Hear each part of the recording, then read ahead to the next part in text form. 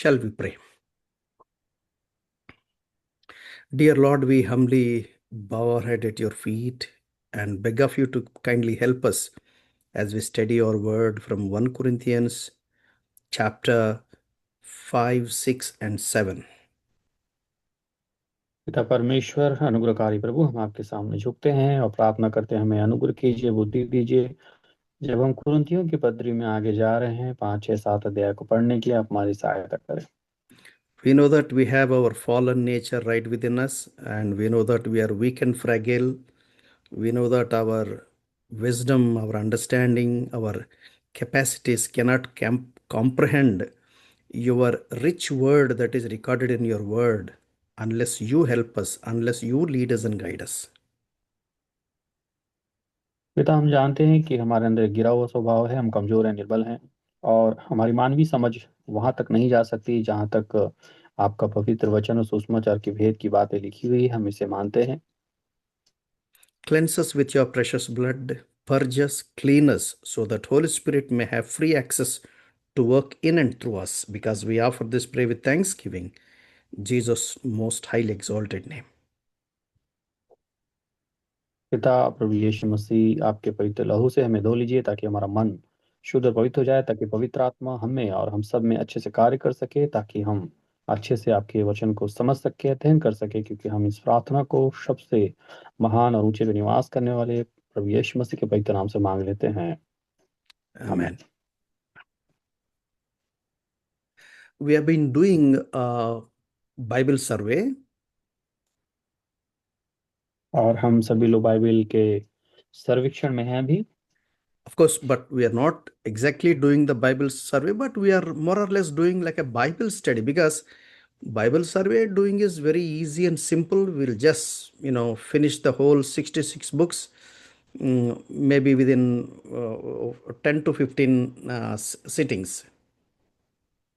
और जो हम कर रहे हैं उसे बाइबल अध्ययन कहते हैं, क्योंकि बाइबल का जो सर्वेक्षण है वो लगभग 10 से 12 क्लासेस में समाप्त किया जा सकता है। I felt our dear brothers of North Indian, the groups may have a rich wisdom, because you are serving in a very tough areas. और हम विश्वास करते हैं कि उत्तर भारत में सेवा करने वाले भाई लोग जरूर प्रभु के सेवक लोग बुद्धिमान हैं, क्योंकि काफी कठिन परिस्थिति में आप सभी सेवा कर रहे हैं।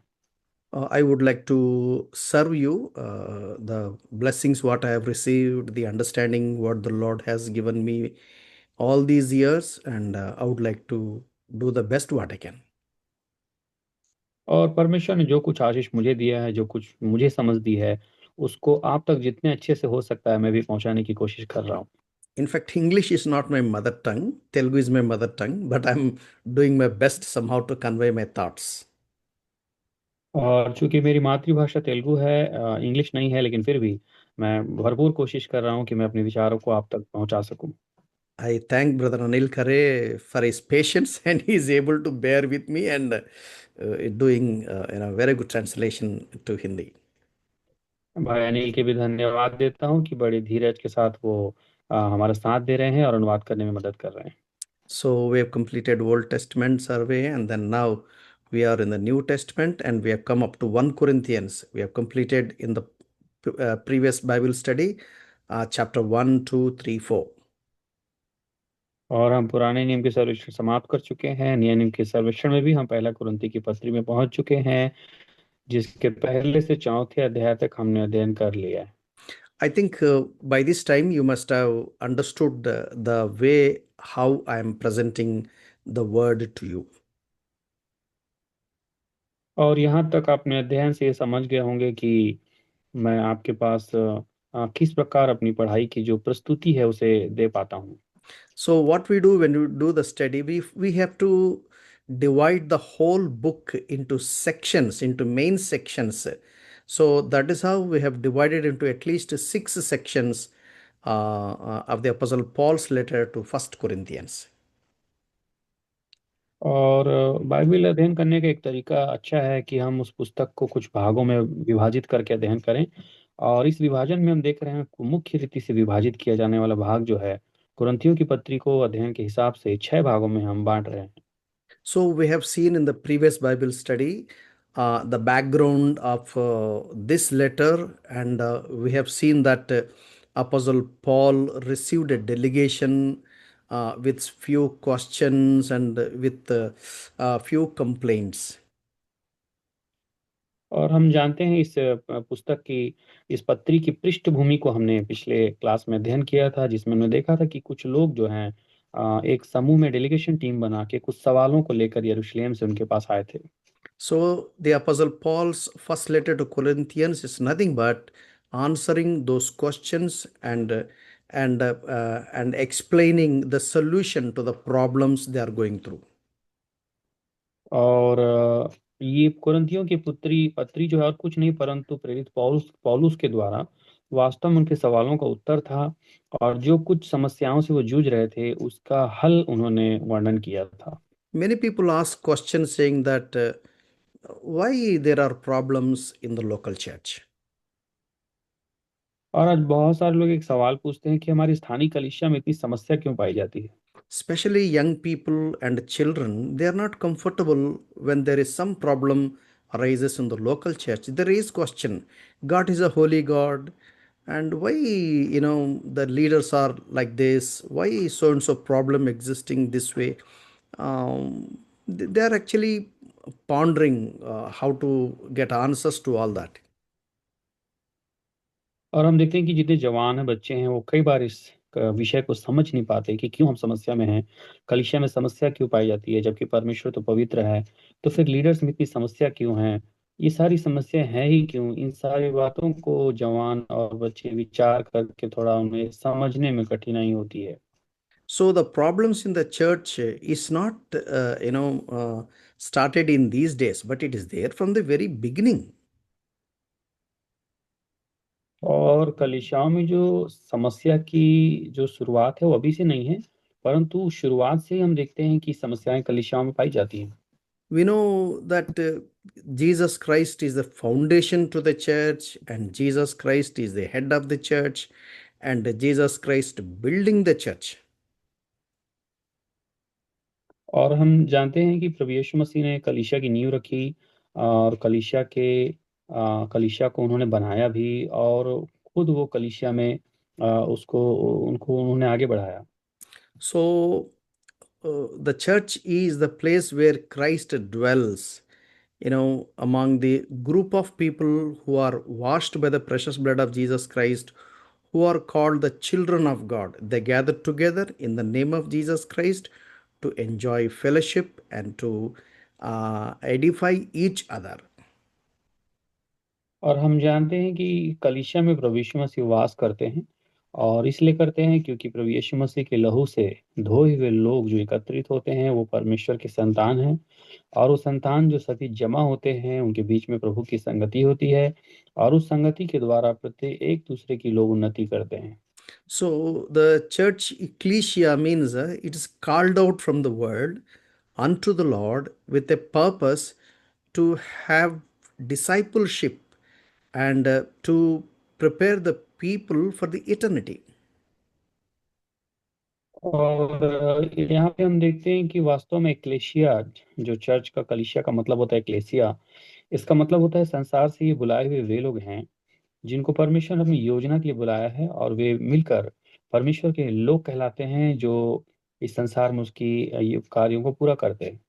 So we have seen in the previous class in the 1 Corinthians chapter 1, in the very introduction itself, that the letter is written to the church at college at Corinth, and then he explains what is the church. और पहला कुरिन्थी उसके पहले अध्याय में हमने देख लिया है कि परिचय किस प्रकार पौलुस ने दिया कि कलीसिया होती क्या है, और उन्होंने इस विषय को कुरिन्थियों को खत लिखकर वर्णन किया है।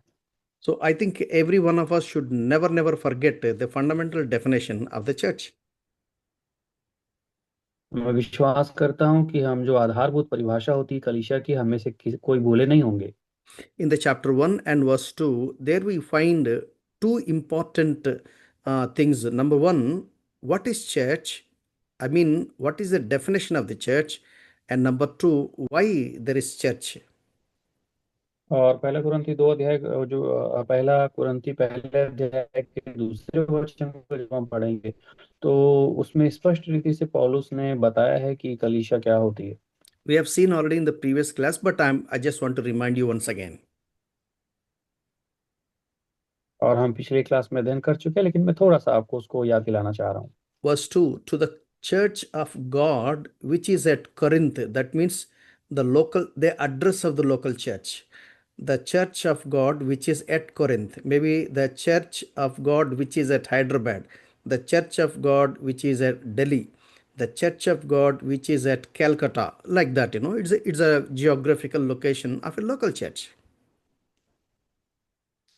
और जैसा कि दूसरा वचन में पौलुस कहते हैं परमेश्वर की उस कलीसिया के नाम जो कुरिन्थियुस में है, जिस प्रकार हम कह सकते हैं कि परमेश्वर की कलीसिया जो हमारी कलीसिया है, परमेश्वर की कलीसिया है, वो चाहे दिल्ली में हो, कलकत्ता में हो, इस प्रकार वहाँ उसके उसका पता दिया जा रहा है स्थानीय कलीसिया का। This is called the local church, and there is universal church means which has begun at Acts chapter 2 in the first century, and it continues till the second coming of the Lord Jesus Christ. और उसके बाद एक universal church होता है जिसे हम विश्वव्यापी कलीसिया कहते हैं, जिसकी नींव पहली सदी की कलीसिया ने रखी और वो आज तक भी पूरे संसार में वो चल रही है। Here, Apostle Paul gives the definition of the church in the second line, to the church of God which is at Corinth, to those who have been sanctified in Christ Jesus.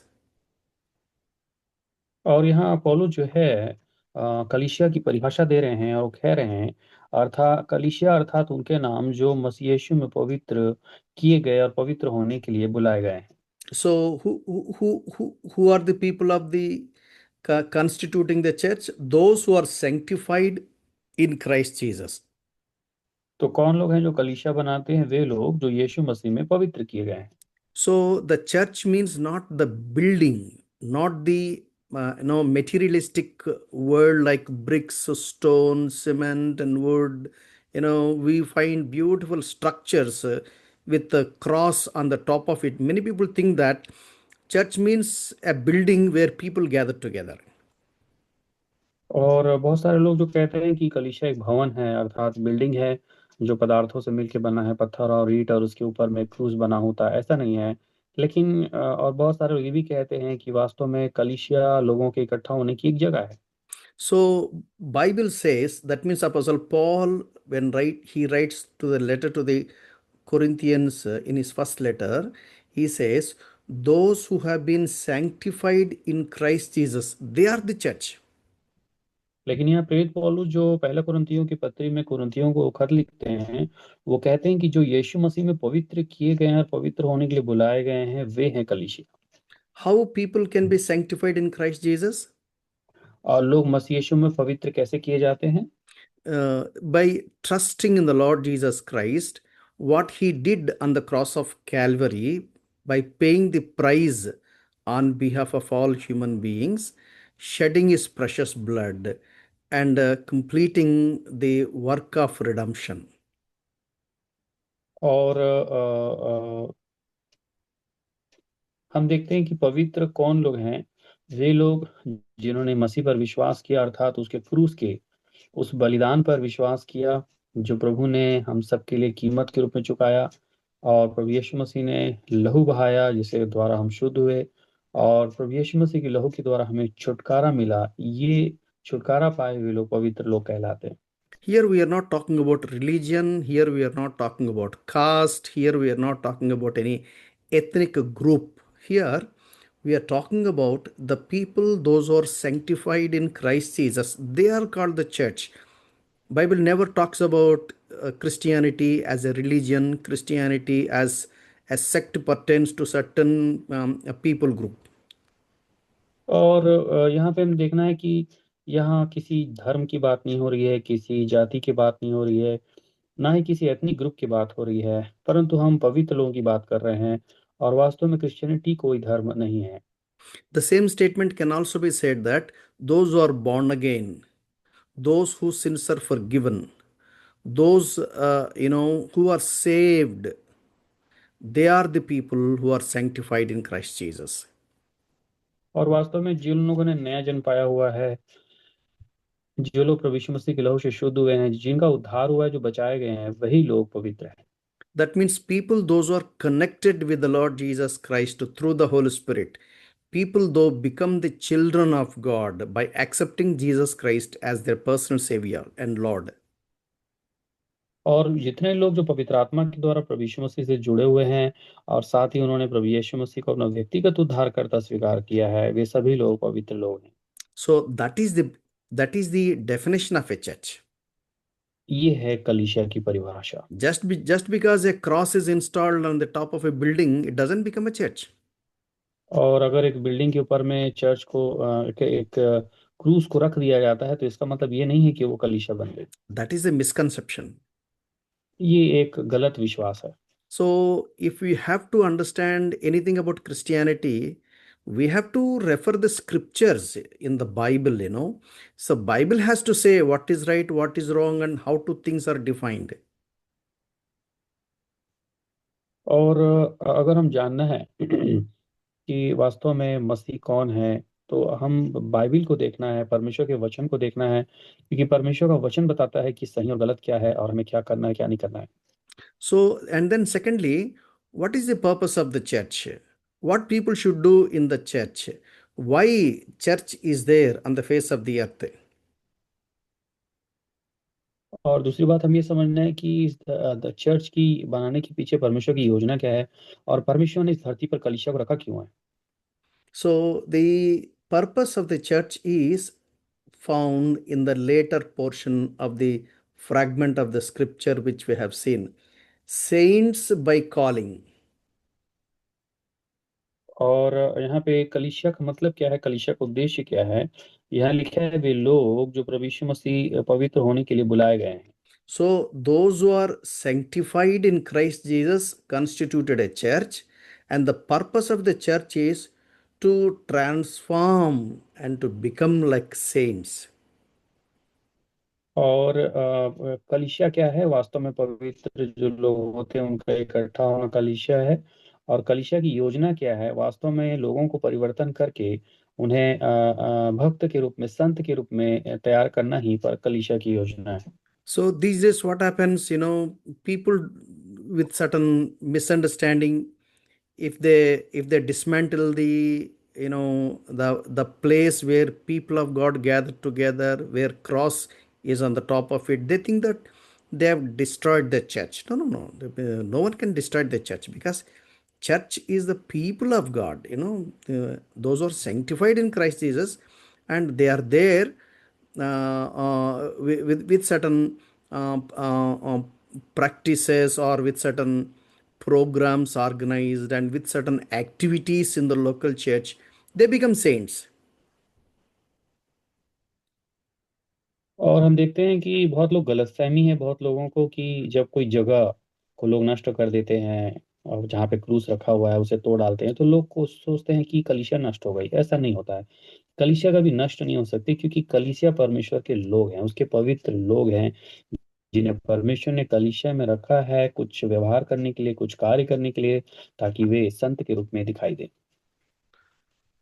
So, in the first four chapters, we have seen that why there are divisions in the local church.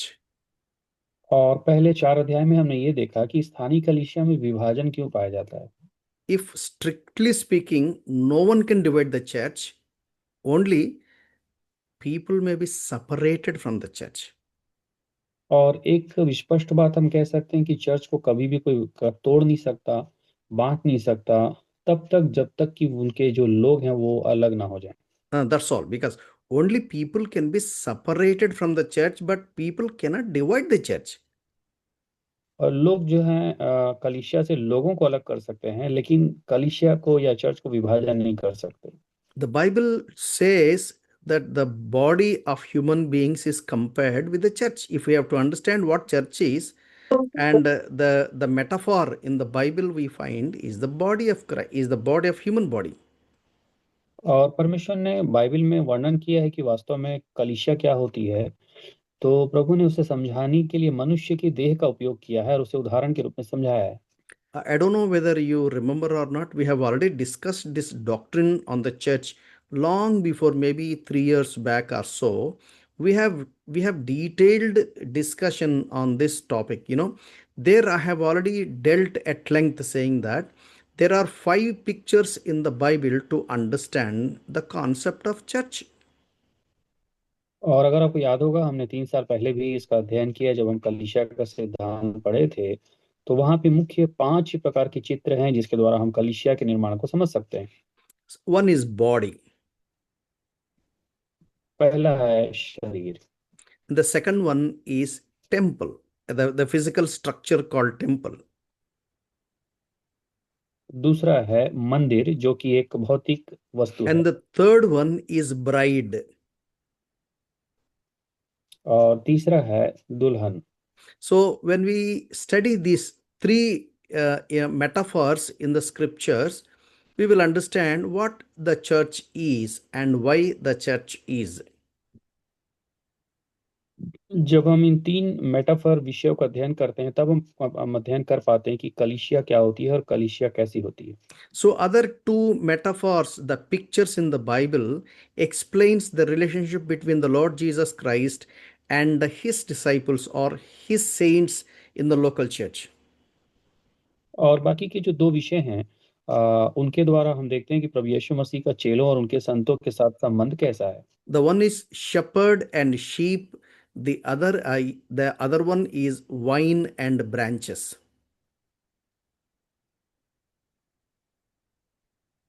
तो पहला है चेले और भेड़, उसकी भेड़ें। और दूसरा है दाखलता और उसकी डाली। So these are all the five pictures in the Bible which talks about the church and its relationships. और ये 5 वो चित्र हैं जो परमेश्वर की कलीसिया अर्थात चर्च को प्रदर्शित करते हैं। Will there be any problem prevail in the church? Bible says yes, there are problems in the church.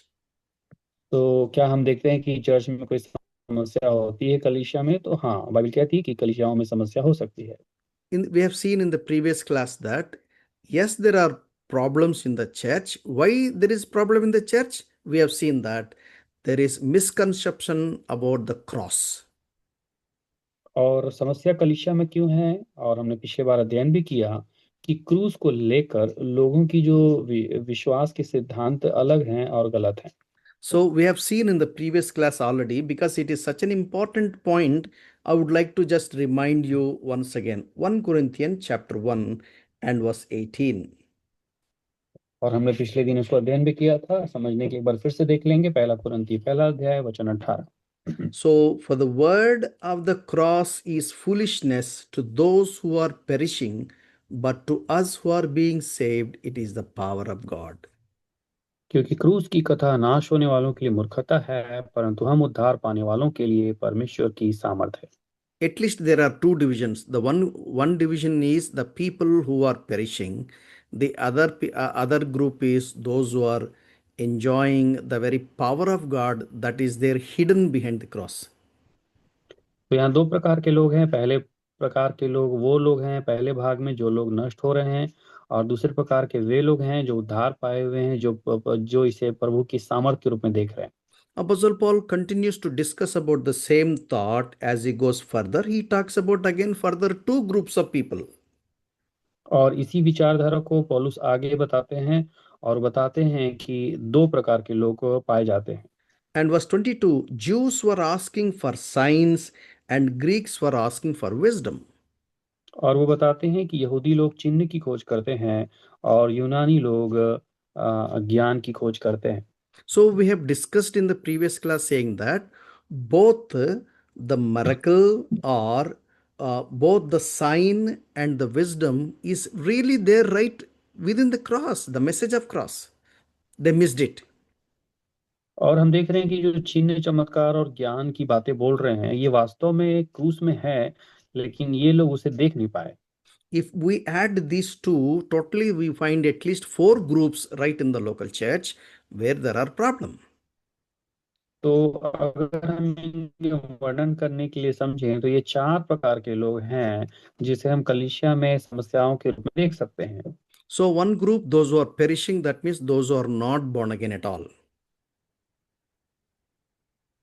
पहले भाग में वे लोग हैं जो नष्ट हो रहे हैं क्योंकि उनका नया जन्म नहीं हुआ है। And the second group, those who are being, dwelling with the power of God be, because of the cross. And there are again two groups. One group, those who seek for wisdom, the other, those who seek for miracles or signs. और दूसरे प्रकार के लोग वे लोग हैं जो जिनके अंदर सामर्थ्य वास करती है क्योंकि वो क्रूस को उद्धार की सामर्थ्य के रूप में देखते हैं। इसके बाद फिर से जो दो लोग हैं दो ग्रुप में, वो पहले भाग में लोग जो वो लोग हैं जो ज्ञान की खोज करते हैं, और दूसरे भाग में वे लोग हैं जो चिन्ह चमत्कार की खोज करते हैं। And the fourth group is the people, those who really understand that the miracle or sign, even in the wisdom, is hidden in the cross.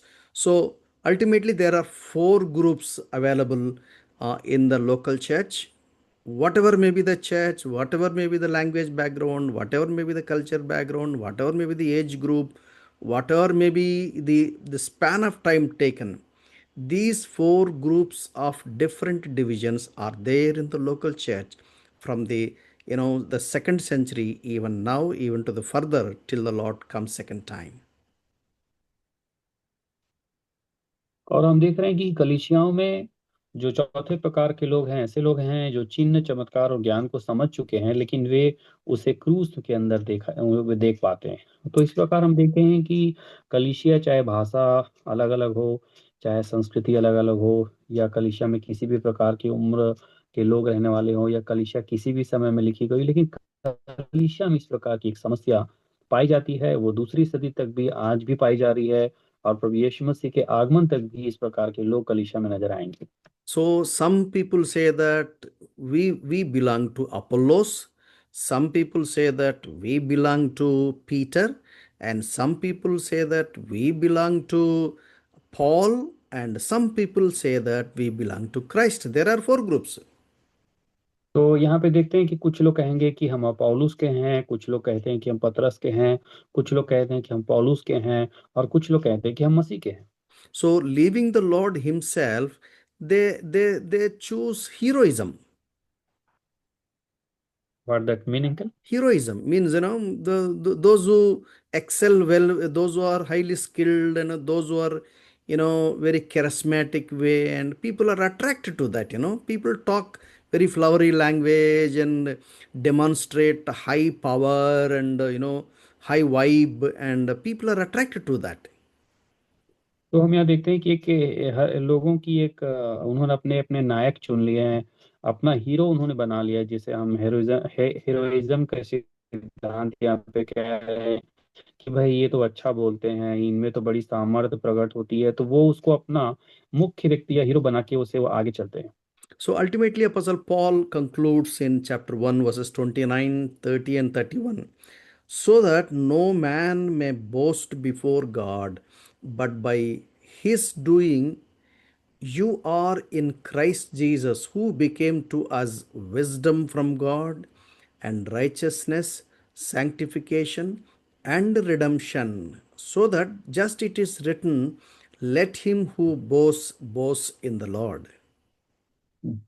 और पहला कुरिन्थी पहला अध्याय 29, 30 और 31 में ऐसा लिखा है, ताकि कोई प्राणी परमेश्वर के सामने घमंड न करने पाए, परंतु उसी की ओर से तुम मसीह यीशु में हो, जो परमेश्वर की ओर से हमारे लिए ज्ञान ठहरा, अर्थात धर्म और पवित्रता और छुटकारा, ताकि जैसे लिखा है वैसा ही हो, जो घमंड करे वह प्रभु में घमंड करे।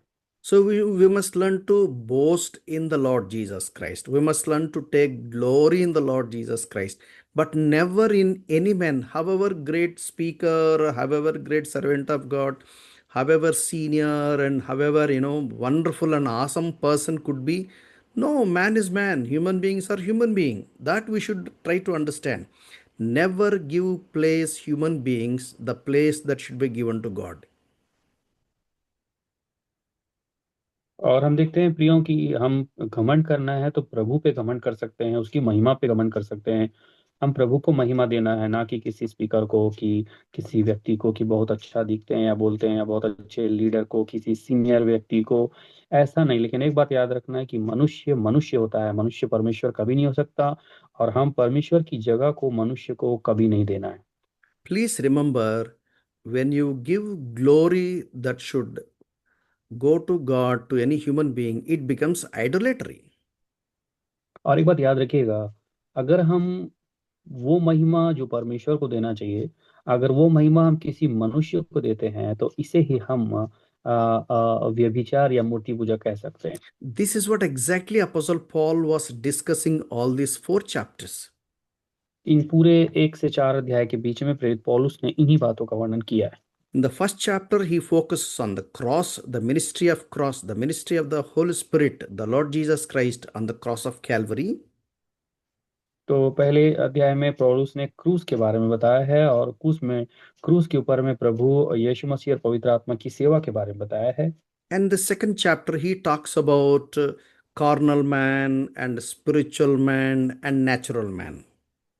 और दूसरे अध्याय में प्रेरित पौलुस ने शारीरिक और आत्मिक और प्राकृतिक व्यक्ति के बारे में बताया है। In third chapter, he says that Apollos watered and somebody put the seed in the ground and somebody waters, and ultimately it is God who causes the growth.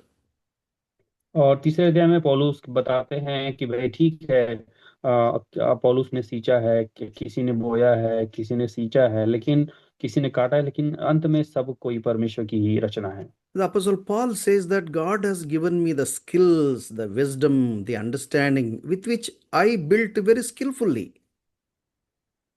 और प्रेरित पौलुस कहता है वो परमेश्वर ही है जो हमें बुद्धि, ज्ञान और सब कुछ देता है ताकि हम इसे समझ सके, बना सके। So ultimately, God is going to test every man's work. May it be Peter, may it be Paul, may it be Apollos, may it be Anil Khare, may it be Varakumar, may it be Billy Graham, or anyone. One day, God is going to test the work of all these servants with fire, and whosoever is sustained with the test of the fire, they will get the reward accordingly.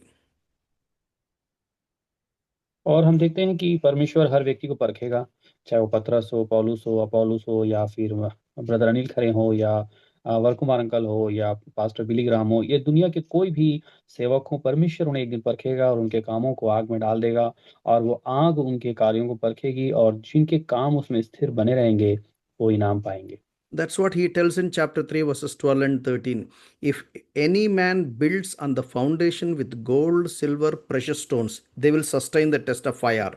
But whereas wood, hay, straw, they'll be burned to ashes. Verse 13, each man's work will become evident, for the day will show it, because it is to be revealed with fire, and the fire itself will test the quality of each man's work.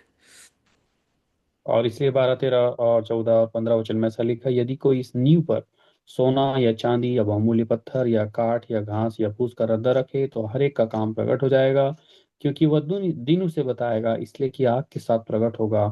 और वह आग हर एक का काम परखेगी कि कैसा है। जिसका काम उस पर बना हुआ स्थिर रहेगा वो मजदूरी पाएगा। यदि किसी का काम जल जाएगा तो वह हानि उठाएगा, पर वह आप बच जाएगा, परंतु जलते जलते।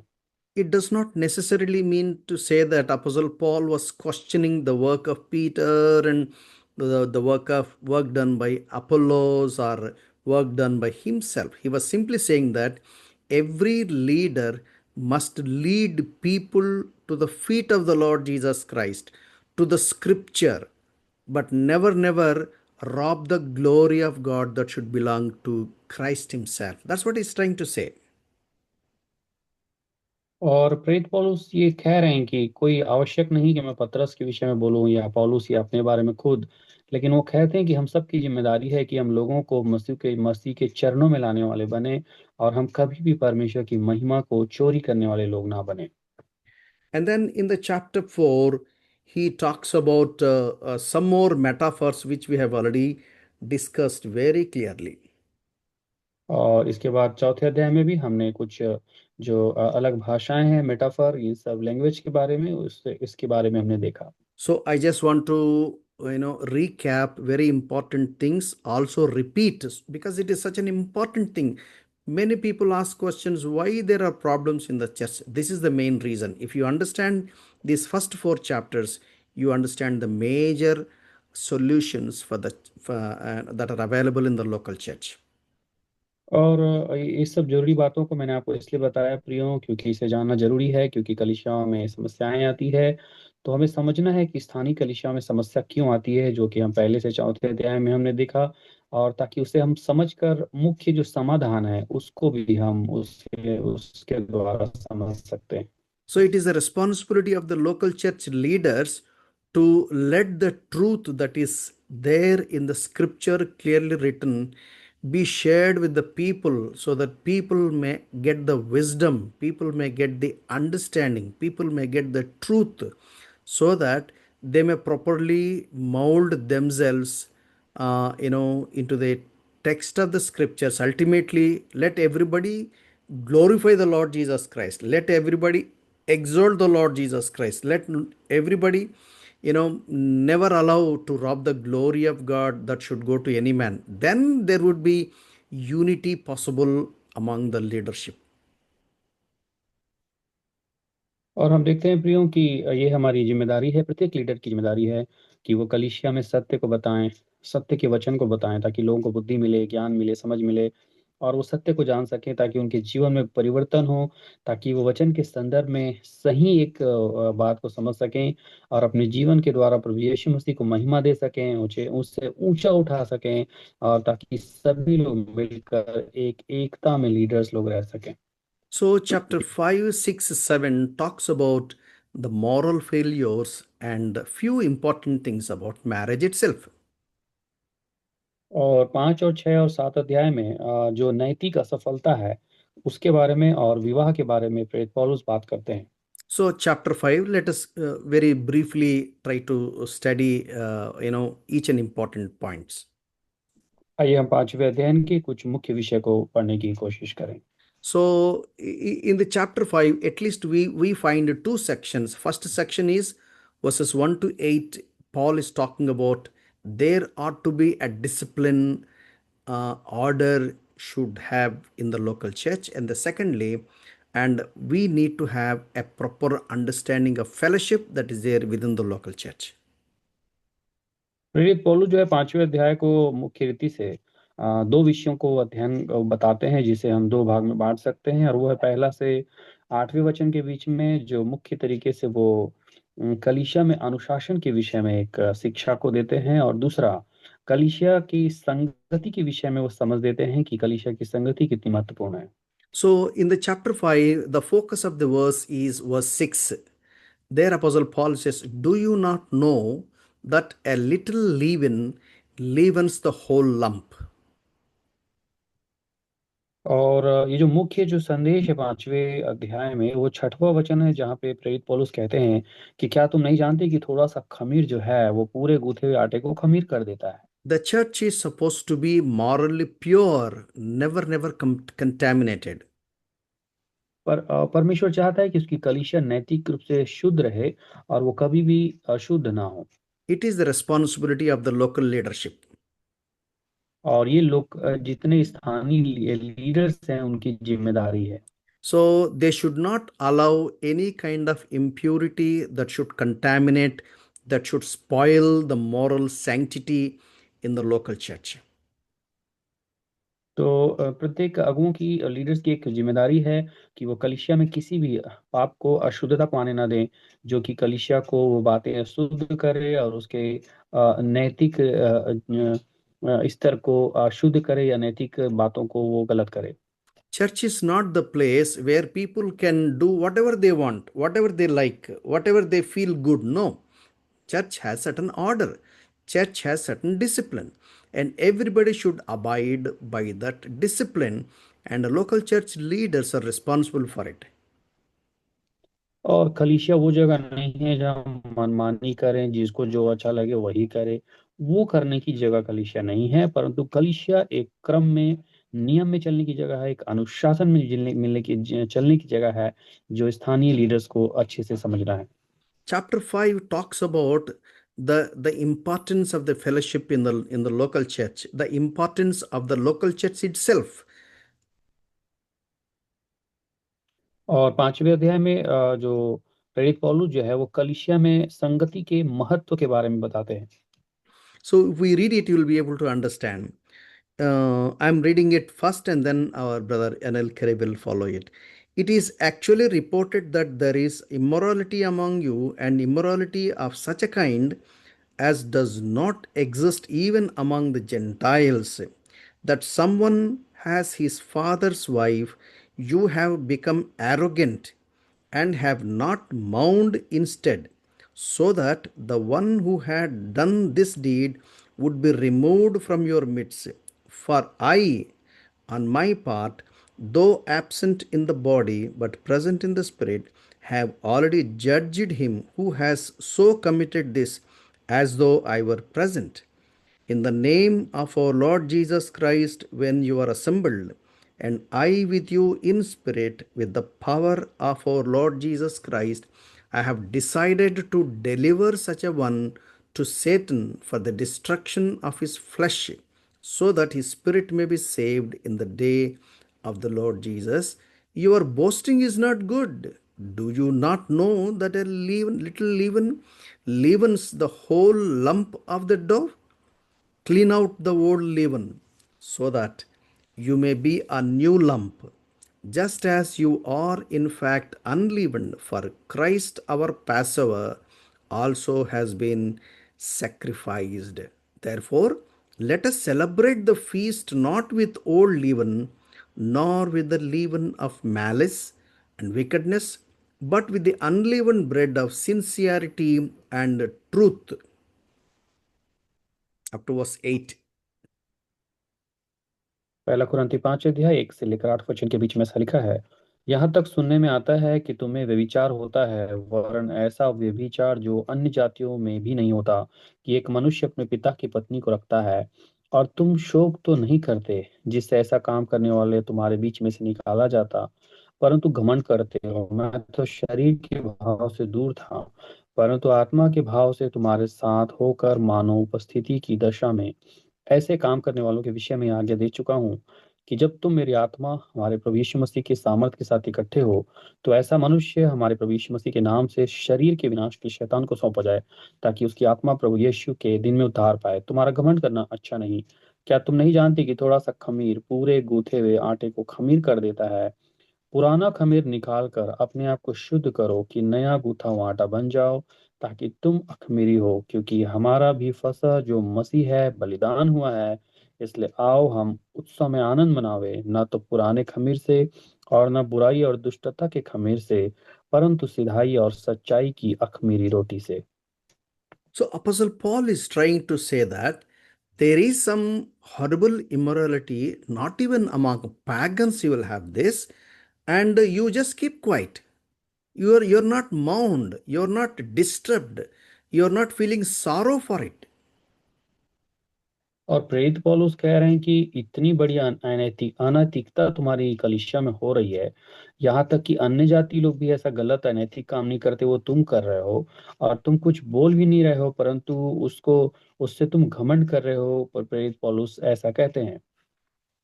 What happened in this fifth chapter? There was one member of the church who is having illicit relationship with his father's wife, not his own mother, but maybe stepmother. और यहाँ पौलुस ऐसे बात बता रहे हैं कि कुरिन्थियों की इस प्रदेश में एक एक ऐसा सदस्य है जो अपने पिता की पत्नी को रख रहा है। हो सकता है उसकी माँ ना हो, उसकी सौतेली माँ हो, परंतु वो उसके साथ रह रहा है। इस प्रकार की बड़ी अनैतिकता करने वाला एक सदस्य यहाँ पे है। So that person is attending to the church programs, but leaders are keeping quiet, members are keeping quiet. This has come to the notice of Apostle Paul. Now he is telling them very seriously. और प्रेरित पौलुस जो है, जब एक ऐसा एक सदस्य कलीसिया में जा रहा है और वहाँ के लीडर सभी लोग चुपचाप बैठे हैं, उन्हें दुख नहीं हो रहा है इस बात का, तो प्रेरित पौलुस कह रहा है कि ऐसा आप कैसे कर सकते हैं? आप लीडर्स लोग इतने गलत अनैतिक काम के सामने चुप कैसे रह सकते हैं? And verse 2, he says, you have become arrogant and have not mourned instead, so that the one who had done this deed would be removed from your midst. और दूसरे वचन में कहता है प्रेरित पौलुस कि तुम तो शोक नहीं करते जिससे ऐसा काम करने वाला तुम्हारे बीच में से निकाला जाता, परंतु घमंड करते हो। Actually, there is an order for the discipline. और यहाँ पे वास्तव में प्रियो अनुशासन का एक क्रम होता है, एक आज्ञा, एक नियम होता है, Here you find it in Matthew's Gospel, chapter 18. जो कि आप मत्ती 18 अध्याय में देख सकते हैं। Here we find how the discipline can be properly ordered in the local church. और वहाँ आप देख सकते हैं कि एक स्थानीय कलीसिया में किस प्रकार अनुशासन रखा जा सकता है। This is the standard procedure written in the scripture in the Bible. Matthew's Gospel, chapter 18, we find it from verses 15 to 20. और ये एक मानक है कलीसियाओं के लिए कि किस प्रकार उन्हें अनुशासन में रखा जा सकता है, जो मत्ती की किताब 18 अध्याय के 15 से 20 में देखते हैं। I understand that they have already followed this procedure and this is not working out, and for that reason, perhaps they must have kept quiet. और यहाँ पे ऐसा हो सकता है कि इस अनुशासन की बातों को वो लोग समझ रहे हैं, फिर भी फिर भी वे लोग इसी कारण शायद चुप बैठे हुए हैं अभी तक। Apostle Paul categorically says that you remove that fellow from you, take away from among you. Don't allow him to associate with you. Don't allow him to have fellowship with you. Either he rectify his mistake, or either he stop doing what he is doing, or stop coming to have fellowship with the local church. Either this or that, not both. और प्रेरित पौलुस कह रहे हैं कि ऐसे लोगों को कलीसिया से निकाल के अलग करना है, ऐसे लोगों को अपने साथ में रहने नहीं देना है, ना ही उन्हें संगति में लेकर आना है। या तो वो अपने आप को सुधार ले, अपने कामों को सुधार ले और उसकी संगति में रखे, परंतु वो अपने आप को सुधार भी नहीं रहा है और वो संगति में भी रह रहा है। ये दोनों कलीसिया में नहीं हो सकता। So, what kind of procedure should be adopted before removing from the fellowship is written in Matthew 18 verses 15 to 20. I am reading it for you. और एक व्यक्ति को, एक सदस्य को कलीसिया से निकालने से पहले कौन सी वो अनुशासन की बातें जो हमें पूरा करना है, उसे हम पढ़ सकते हैं मत्ती सुसमाचार 18 अध्याय का 15 से आगे। Verse 15, if your brother sins, go and show him his fault in private. If he listens to you, you have won your brother. और 15 वचन में लिखा है, यदि तेरा भाई तेरे विरुद्ध अपराध करे तो जा और अकेले में बातचीत करके उसे समझा, यदि वह तेरी सुने तो तूने अपने भाई को पा लिया। This is the first step. Don't immediately publish publicly. First, go privately and talk to that person in private. If he obeys, if he obliges, if he says that, yes, I'm sorry, I should have not done it, please forgive me, and I will not repeat, and he should set right his life. तो यहाँ लिखा है कि पहले हम व्यक्तिगत बातचीत करना है, अकेले में भाई को बातचीत करके समझाना है, पहले उनके विषय को सार्वजनिक नहीं करना है, परंतु अकेले उन्हें समझाना है, और यदि वो समझ जाते हैं तो उसे आप पा सकते हैं, ऐसा लिखा है। In the second step, verse 16, if he does not listen to you, take one or two more with you, so that by the mouth of two or three witnesses every fact may be confirmed. फिर दूसरा जो क्रम है वो 16 वचन में लिखा है, यदि वह न सुने तो एक या दो जन को अपने साथ और ले जा, कि हर एक बात दो या तीन गवाहों के मुंह से निश्चित की जाए। So this is the context of a church. Who are these one or two? Maybe I believe leaders of the local church. You take one or two leaders among with you. Normally, every local church will have plurality in leadership, elders and deacons. Perhaps, it depends upon the size of the church. Maybe two elders or three elders or four elders. It depends upon the size of the church. And first, the shepherd or the servant of God should go in private and speak. If he doesn't listen, then the same servant of God should take one or two elders along with him and then speak the same thing, so that they may have the witness. और यहाँ वचन में लिखा है कि एक या दो लोग अपने साथ ले जाना। ये कौन है? ये वास्तव में कलीसिया के लीडर्स हैं, ये एल्डर्स हैं जिन्हें लेकर जाना है। हो सकता है किसी कलीसिया में दो लीडर एल्डर्स हों, 3 प्राचीन हों, ऐसा भी हो सकता है। बड़ी कलीसिया है तो ज़्यादा प्राचीन भी हो सकते हैं। पहले उस कलीसिया के चरवाहे को अकेले जाके उस भाई को समझाना है, और अगर ना समझे तो अपने साथ इन प्राचीनों को लेकर, चर्च के लीडर्स को लेकर, उन्हें 2 या 1 या 2 लोग को लेके जाके उन्हें समझाना है। That is the second step. और ये है दूसरा जो स्टेप या क्रम। If second step also does not work out, what happens? And the third step was 17. If he refuses to listen to them, tell it to the church. And if he refuses to listen even to the church, let him be to you as a Gentile and a tax collector. और 17वें वचन में हम पढ़ते हैं, जो तीसरा step लिखा है कि यदि वह उनकी भी ना माने तो कलीसिया से कह दे, परंतु यदि वह कलीसिया की भी ना माने तो तू उसे अन्य जाति और महसूल लेने वाला है जैसा जान। So, removing the person from the local fellowship is the last resort, last step. Don't ever, let be the first step. If that is the case, nobody will stay in the local church. Everybody have to live away. Just like the Lord Jesus Christ told in John's Gospel, chapter 8, and whoever there is in him there is no sin, and let that person first throw the stone. Everybody went away. Only Jesus Christ was left alone. So, this is the last resort. We all make mistakes and different kinds of mistakes. But when the Word of God is clearly taught, clearly exposed, we should honestly and humbly, accept it and repent for it and forsake it.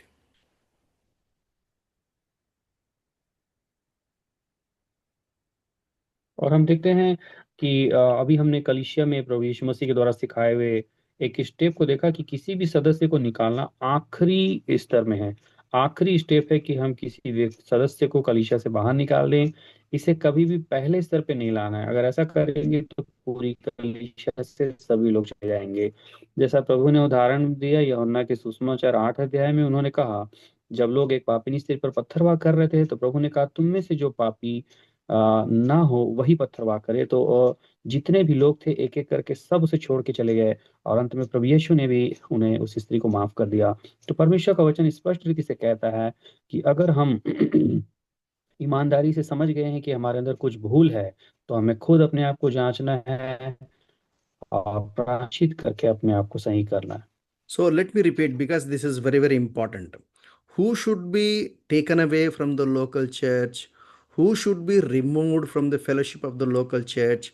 Only after these steps are properly worked out. First, go privately, speak, he doesn't care. Then, take one or two elders and speak to that person again, he doesn't take. And then, you tell the church, then also he doesn't take. And the last resort is remove him from the fellowship of the local church. Ask him not to come to this church, and you are not allowed to come to this church with this stature, and because Bible says that you cannot have fellowship with the local church. तो हमने देखा कि किसी निकालना है, ये एक महत्वपूर्ण विषय, इसलिए अच्छे से समझें कि किसी भी व्यक्ति को निकालना है तो उसके 4 क्रम है, स्टेप। सबसे पहले व्यक्तिगत समझाना है। व्यक्तिगत रूप से वो ना समझे तो 1 या 2 प्राचीन को लेकर समझाना है। वो उसमें भी ना समझे तो कलीसिया के सामने उसे समझाना है। वो कलीसिया की भी ना माने तो चौथा है, उसे कलीसिया से हम बाहर निकाल सकते हैं और कह सकते हैं कि आपकी यहाँ संगति से चले जाइए, यहाँ पे वापस मत आइए। अगर ऐसे जीवन के साथ आप जीना चाहते हैं तो आप यहाँ पे संगति नहीं कर सकते। You know what happens when we remove a person from the local church? He is as much as delivered to Satan. That's what verse 5 says. I have decided to deliver such a one to Satan for the destruction of his flesh, so that his spirit may be saved in the day of the Lord Jesus Christ. और प्रियो, जब किसी सदस्य को कलीसिया से निकाल दिया जाता है तो उसके साथ क्या होता है? प्रेरित पौलुस कह रहा है कि उसे शैतान के हाथ में सौंप दिया जाता है, और वो इसलिए ताकि वो उसके शरीर को तो नाश कर दे, परंतु उसकी आत्मा प्रभु यीशु मसीह के दिन में उद्धार पा सके। Do you understand the amazing privilege of protection a believer will enjoy in the local church? तो आपने देखा होगा कि एक कितनी बड़ी सुरक्षा का सौभाग्य है एक मनुष्य को जो उसे कलीसिया में रहने से मिलता है। That's what the Lord Jesus Christ said. Before the church, even the hells of cannot touch before the church. इसलिए प्रभु यीशु मसीह कहते हैं कि वास्तव में कलीसिया को जो है वो जो नरक है उसकी फाटक जो उसे उसे छू नहीं सकते। So we find it in Matthew's Gospel, chapter 16. जो ये वचन हम मत्ती 16 अध्याय में पाते हैं। The Lord Jesus Christ said, nothing can stand before the church. और जहाँ वो कहते हैं कि कलीसिया के आगे कोई चीज खड़ी नहीं हो सकती No powers of darkness can stand before the church. और कोई भी अंधकार की ताकत कलीसिया के सामने खड़ी नहीं हो सकती। So that is the safety, that is the security available within the fellowship of the local church. और यही है जो विशेष सुरक्षा जो हमें कलीसिया की संगति में मिलती है। People may be illiterated, people may be, not of high profile candidates, poor people may not be rich, but still they are born again. They gather in the local church in the name of Jesus Christ. They are washed by the precious blood of Jesus Christ. They are in the very presence of the Lord Jesus Christ, and they enjoy the scriptures. And Christ is the head of the church. Christ is the cornerstone of the church. For that reason, Satan cannot touch people as long as there is one within the fellowship of the local church.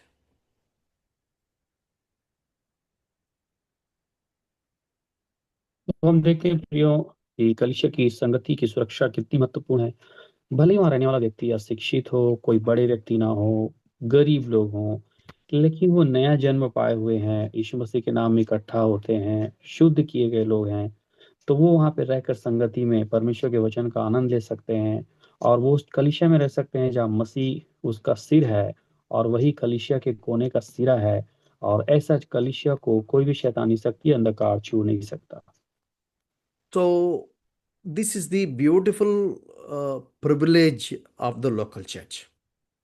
तो ये एक बहुत सुंदर सौभाग्य है जो स्थानीय कलीसिया को मिला है। And second part of chapter 5, verses 9 to end, he talks about the fellowship. और दूसरे भाग में हम बांट सकते हैं अध्याय 5 को 9 से लेकर आखिरी वचन में, जहाँ पे वे संगति के बारे में बात करते हैं। I think you remember that I have told you that Apostle Paul wrote 4 letters. Out of 4, only 2 are recorded here. और मैंने आपको बताया था कि आपको याद होगा कि प्रेरित पौलुस ने वास्तव में कुरिन्थियों को 4 खत लिखे थे, जिसमें से ये केवल 2 खत हम पढ़ते हैं। So, if we read chapter 5, verse 9, I wrote you in my letter not to associate with immoral people. और यहाँ 9वें वचन में बताते हैं, मैंने अपनी पत्री में तुम्हें लिखा है कि वे विचारियों की संगति नहीं करना।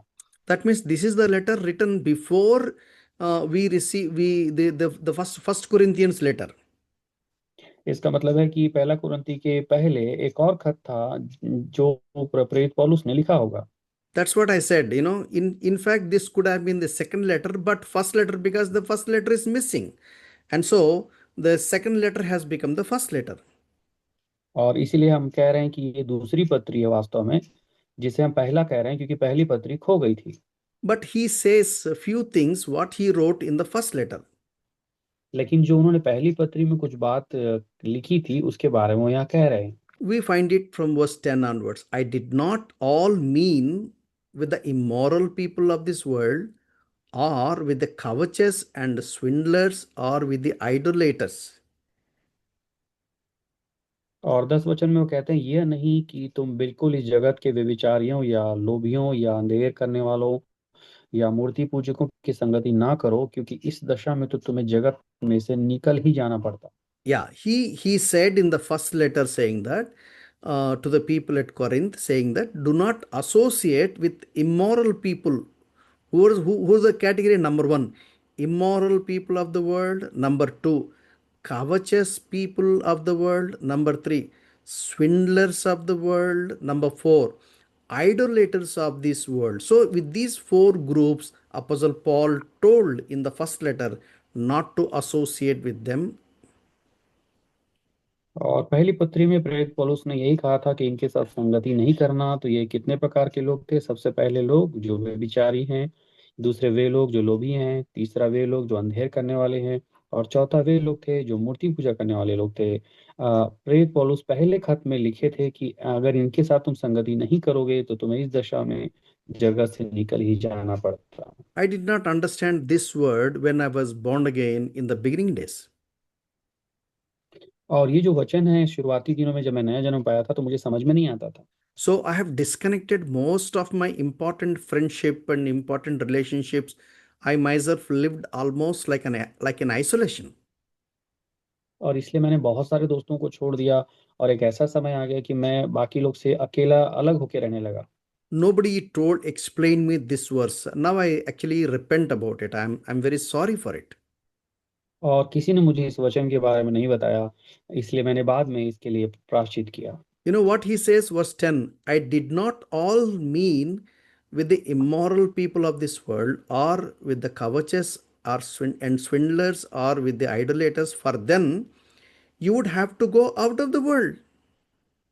और 10 वचन में वो कह रहे हैं, यह नहीं कि तुम बिल्कुल इस जगत के व्यभिचारियों या लोभियों या अंधेर करने वालों या मूर्ति पूजकों की संगति ना करो, क्योंकि इस दशा में तो तुम्हें जगत में से निकल जाना ही पड़ता। So that means the whole world is filled with these four groups of people. इसका मतलब है, प्रेरित पौलुस कह रहे हैं कि पूरी दुनिया ऐसे ऐसे 4 प्रकार के लोगों से ही भरी पड़ी है। So then he says, verse 11, but actually I wrote to you not to associate with any so called brother if he is an immoral person, covetous, idolater, or a reviler, or a drunkard, or a swindler, not even to eat with such one. For what have I to do with judging outsiders? Do you not judge those who are within the church? But those who are outside, God judges. Remove the wicked man from among yourself. और 11 से 13 के बीच में प्रेरित पौलुस कहते हैं, पर मेरा कहना यह है कि यदि कोई भाई कहलाकर व्यभिचारी या लोभी या मूर्ति पूजक या गाली देने वाला या पियक्कड़ या अंधेर करने वाला हो, तो उसकी संगति मत करना, वरन ऐसे मनुष्य के साथ खाना भी न खाना। क्योंकि मुझे बाहर वालों का न्याय करने से क्या काम? क्या तुम भीतर वालों का न्याय नहीं करते? परंतु बाहर वालों का न्याय परमेश्वर करता है। इसलिए उस कुकर्मी को अपने बीच में से निकाल दो। So, what Apostle Paul is trying to say is that if there is any person who is so called a believer, so called who is saved, so called born again, so called a person whose sins are forgiven, so called a person who says that Jesus is my Lord, my Savior, and I'm a child of God. When such person he becomes, he again gives the categories in verse 11. When he is a immoral person, when he is a covetous person, when he or she is a idolater or reviler or drunkard or a swindler, then don't associate with him or with her. So much so that you don't eat with such person, you don't have any food fellowship or breakfast fellowship or any anything to do with him, or eating or drinking or spending time with him in a friendly manner, in a तो friendly प्रेरित manner. पौलुस तो प्रेरित पौलुस यहाँ ये बताना चाह रहे हैं कि कलीसिया का कोई सदस्य, अगर वो विश्वासी है, उसको परमेश्वर की ओर से क्षमा मिल गई है, वो कहता है कि मैं नया जन्म पाया हुआ है, वो अपने आप को कहता है कि यीशु मेरा उद्धार करता है, और वो अपने आप को परमेश्वर की संतान कहता है, और इस ये सब कहलाने के बावजूद भी अगर वो व्यभिचारी है, लोभी है, या अंधेर करने वाला है, या मूर्ति पूजा करने वाला है, तो हम उसे निकाल देना है। और ऐसे व्यक्ति को हम अपनी संगति में नहीं रखना है, लिखा है, क्योंकि ऐसा व्यक्ति भाई कहलाकर व्यभिचारी है, मूर्ति पूजा कर सकता है, गाली दे रहा है, पियक्कड़ है या अंधेर कर रहा है, तो उसको लिखा है संगति मत करना उसके साथ खाना भी नहीं खाना, परंतु उसको अपनी संगति से बिल्कुल अलग कर देना। When should we do that? और हम ये कब करना है? First, we have to follow the procedure written in Matthew's Gospel, chapter 18. In the first step, we have to go and speak to him in private. Brother, you are this is the categories, in verse 11. You are a immoral person. You are a covetous person. you are an idolater, you are a reviler, you are a drunkard, you are a swindler.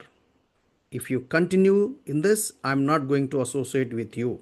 I'm not going to have any fellowship with you. I will be separated from you. We have to first speak to him in private and then take one or two along with and then tell the church. When even he rejects the church, then we need to disassociate or never have anything to do with that person. तो हम ये कब करना है कि किसी सदस्य को अलग कब करना है? मत्ती रचित सुसमाचार 18 अध्याय के सिद्धांत के अनुसार सबसे पहला स्टेप है कि हम उसे व्यक्तिगत रूप से समझाएं। और व्यक्तिगत रूप से जाके क्या समझाना है? उसे बताना है कि देख भाई, यदि आप भाई कहलाकर मूर्ति पूजा कर रहे हो, व्यभिचारी हो या लोभी हो या गाली गलौज कर रहे हो या पियक्कड़पना कर रहे हो, अंधेर कर रहे हो, तो ऐसा मत करो। ऐसा करने से आपको हम संगति से बाहर निकाल सकते हैं।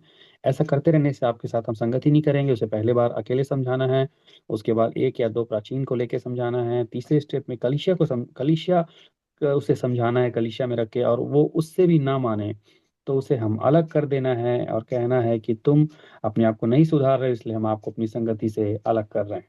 This is what the Bible is saying. This is not my personal, explanation, or this is not what I'm trying to promote or I'm trying to do something. I'm simply expound the scripture, what is there written in the scripture. और ये सब बातें Bible कहती है प्रियो, ये मेरा व्यक्तिगत विचार नहीं है, मेरा सिद्धांत नहीं है, ये परमेश्वर जो वचन में लिखा है उसी को मैं आपको वर्णन कर रहा हूँ। Church is not a club. और चर्च कभी भी एक क्लब नहीं है। Church is not an union gathering. और चर्च कभी भी एक किसी लोगों के एकता के समय एकता में इकट्ठा करने का कोई यूनियन बनाने की जगह नहीं है। It's not just a social group where people discuss, okay, that is his will and wish. You let him follow his will and wish, you follow your own will and wish, and wherever whatever is a common, that you just have. No, that's not the church. Church has its own order, its own discipline, its own teaching. That's what we find here. और यहाँ पे एक बात समझना है कि ये कोई सामाजिक समुदाय नहीं है कि जहाँ लोग अपनी इच्छा की बात करें, नहीं चलो जो सबको ठीक लग रहा है वही करें, नहीं नहीं आज तो ये सब चलता है, चलो ऐसा करें। ये सब करने की सामाजिक समुदाय की जगह कलीसिया नहीं है, परंतु कलीसिया का अपना एक नियम है, एक शिक्षा है जो हम यहाँ देख रहे हैं। And then let's go to the chapter 6. आइए इसके बाद हम छठवें अध्याय में जाते हैं। In the first 11 verses, there is some kind of lawsuits among Christians. और ये पहले वचन से 11 वचन के बीच में हम देख रहे हैं यहाँ पे कुछ ऐसी मुकदमेबाजी है जो मसीहों के बीच में, उसके विषय में हम देखते हैं। And verse 12 to the end, there Apostle Paul teaches how to take care of our body, how to keep our body pure so that the Holy Spirit may comfortably dwell within us. और उसके बाद 12 वचन से लेकर अंतिम वचन के बीच में प्रेरित पौलुस हमारे शरीर के बारे में बताते हैं कि उसे किस प्रकार हमें शुद्ध और पवित्र रखना है ताकि पवित्र आत्मा उसे उसमें वास करे। So let me just read, it's very evident. These days also we find, there are many Christians, they are going to the court for court to do the justice among the very Christians among themselves. और इसे पढ़ेंगे आगे, हम देखते हैं इन दिनों आप देखेंगे कि संसार में ऐसे ही हो रहा है और मसीही लोग भी आजकल काफी सारे विषयों को लेकर अदालतों में जाने लगे। It's a tragedy. It's a very sorry state of affair. It's because people don't know the scripture. People don't understand the scripture properly. और वास्तव में इसके लिए हमें दुख होना चाहिए, ये बहुत दुख की बात है कलीसिया के लिए। हमें क्षमा मांगना चाहिए परमेश्वर से कि हम वचन की जानकारी नहीं है, इसलिए हम अदालतों में अपने न्याय के लिए चले जाते हैं। Let's read what Bible says. Verse 1 onwards, chapter 6 of 1 Corinthians. Does any one of you who has a case against his neighbor dare to go to law before the unrighteous and not before the saints? और यहाँ पहले वचन में लिखा है, क्या तुम में से किसी को यह हियाव है कि जब दूसरे के साथ झगड़ा हो तो फैसले के लिए अधर्मियों के पास जाएं और पवित्र लोगों के पास ना जाएं? Verse 2, do you not know that the saints will judge the world. If the world is judged by you, are you not competent to constitute the smallest law courts? और दूसरे वचन में कहते, क्या तुम नहीं जानते कि पवित्र लोग जगत का न्याय करेंगे? इसलिए जब तुम्हें जगत का न्याय करना है, तो क्या तुम छोटे से छोटे झगड़ों का भी निर्णय करने के योग्य नहीं? Verse 3, do you not know that we will judge angels? How much more matters of this life? तीसरे वचन में लिखा है, क्या तुम नहीं जानते कि हम स्वर्गदूतों का न्याय करेंगे, तो क्या सांसारिक बातों का निर्णय ना करें? Verse 4, if you have law courts dealing with matters of this life, do you appoint them as judges who are of no account in the church? और चौथे वचन में कहते, यदि तुम्हें सांसारिक बातों का निर्णय करना हो, तो क्या उन्हीं को बैठाओगे जो कलीसिया में कुछ नहीं समझे जाते हैं? I say this to your shame. Verse 5, it is so that there is not among you one wise man who will be able to decide between his brethren, but brother goes to law with brother, and that before unbelievers. और 5 और 6 में वो कहते हैं, मैं तुम्हें लज्जित करने के लिए कहता हूँ कि क्या सचमुच तुम में एक भी बुद्धिमान नहीं मिलता जो अपने भाइयों का निर्णय कर सके? तुम में भाई भाई में मुकदमा होता है, और वह भी अविश्वासियों के सामने। Verse 7, actually, then it is already a defeat for you that you have lawsuits with one another. Why not rather we be wronged? Why not rather be defrauded? On the contrary, you yourself wrong and defraud. You do this even to your brethren. Or do you not know that the unrighteous will not inherit the kingdom of God? और ये 7 8 9 में वो कहते हैं, परंतु सचमुच तुम में बड़ा दोष तो ये है कि आपस में मुकदमा करते हो। अन्याय क्यों नहीं सहते, अपनी हानि क्यों नहीं सहते? परंतु तुम तो स्वयं अन्याय करते और हानि पहुंचाते हो, और वह भी भाइयों को। क्या तुम नहीं जानते कि अन्यायी लोग परमेश्वर के राज्य के वारिस ना होंगे? Let me simplify this chapter 6, verses 1 to 11. और मैं आपको ये 6 अध्याय के 1 से 11 वचन को थोड़ा आसान भाषा में समझा दूं। So there is conflict among the believers, among the saints, among the believers of the local church. अब यहाँ पे स्थानीय कलीसिया में विश्वासियों में आपस में या संतों में आपस में कुछ विवाद हो गया है। So spiritual Christian spiritual matters must be sorted out, must be discussed, must be resolved by the spiritual Christians. But a Christian cannot go to unchristian or non-Christian to finalize the matters of Christian spiritualities. तो यहाँ प्रेरित पौलुस कहते हैं कि अगर आत्मिक मसीह लोग हैं, उनका आपस में कुछ विषय है विवाद का, तो जरूर उनको सुलझाने के लिए आत्मिक मसीहों के पास लेके जाया जाए, ताकि वे आत्मिक लोग उसका समाधान करें। So let me say it, in a simple terms.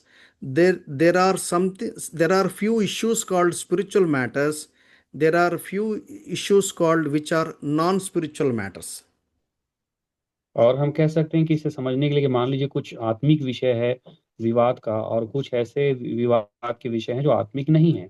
Yes, government has authorized courts of law to discuss matters and finalize with respect to the properties, with respect to the relationships between people, so that there would be peace and harmony, and the constitution of our country be established properly.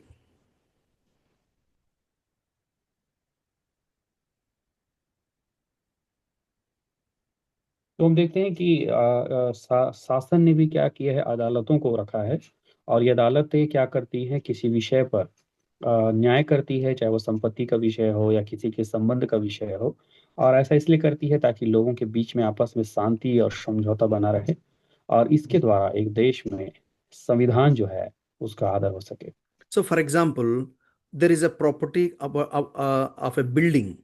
So, that building is in the name of somebody, and who should be the owner, who should have the right, and such things definitely law of court can definitely sort it out, and government has authority, and law of court has authority, and they can definitely discuss, maybe between two brothers, and maybe between brothers and neighbors, and things can be sorted out. और हम देखते हैं कि मान लीजिए कोई किसी का भवन की संपत्ति का कोई विषय है, तो वो किसी के नाम पर है और वही उसका मालिक है, तो जरूर अदालत जो है उसका न्याय करेगी, और जो शासकीय जो अधिकार है, वो अधिकारी लोग उसको मिलकर चर्चा करेंगे, चाहे उनके भाइयों के साथ या पड़ोसियों के साथ, और जरूर उसका सही समाधान कर देंगे। But what Paul is saying, Apostle Paul is saying is, spiritual matters must be sorted by the spiritual people, and materialistic matters must be can be sorted by the law of court and government and anything like that. इसलिए पौलुस कहते हैं कि भाई आत्मिक लोगों का विषय है तो वो आत्मिक जगहों पर और आत्मिक लोगों के द्वारा सुलझाया जाए, और अगर सांसारिक विषय है, सांसारिक पदार्थों का विषय है, तो उसके लिए अदालतें रखी हुई है, वे लोग वहां जाके न्याय करें।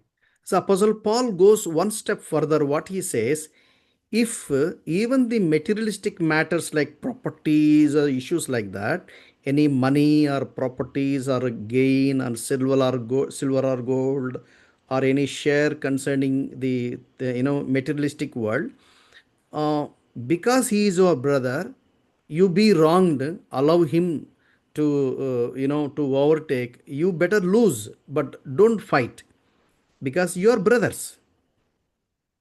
और दूसरे स्टेप में पौलुस थोड़ा आगे बढ़ते हैं और बोलते हैं कि चलो भाई, कोई विवाद का विषय है, चाहे संपत्ति का हो, धन को लेकर हो, सोना चांदी या कुछ और चीजों को बांटने को लेकर हो, प्रेरित पौलुस कहते हैं कि तुम भाई होकर उसको छोड़ना सीखो, उसे तुम भले छोड़ दो लेकिन अपनी हानि सह लो, लेकिन उसे विवाद करके उसे अदालतों में मत ले जाओ। So maintain peace for want of money, silver and gold and property.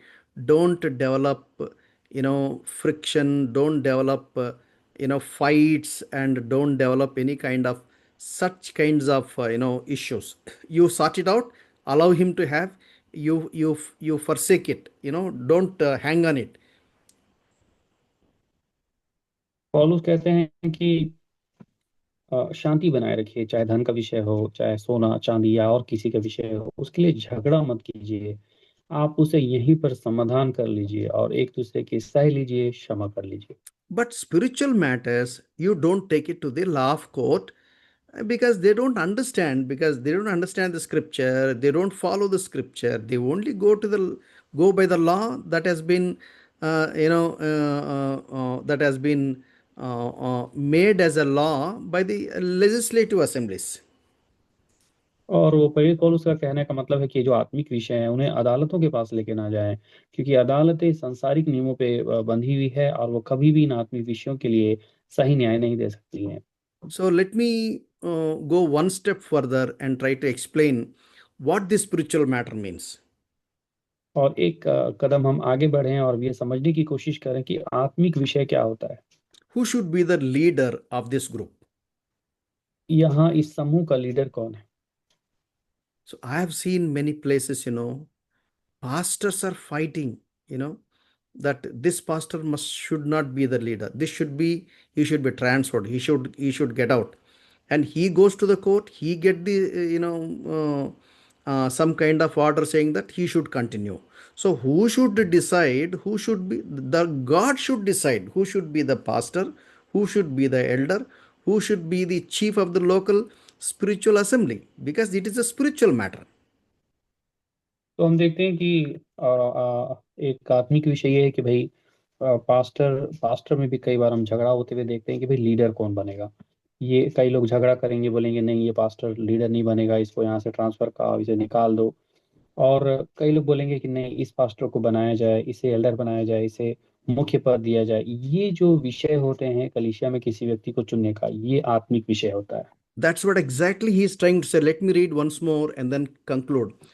Chapter 6, verse 1 onwards. Does any of you, when he has a case against his neighbor, dare to go to the law before the unrighteous and not before the saints? Or do you not know that the saints will judge the world? If the world is judged by you, Are you not competent to constitute the smallest law courts?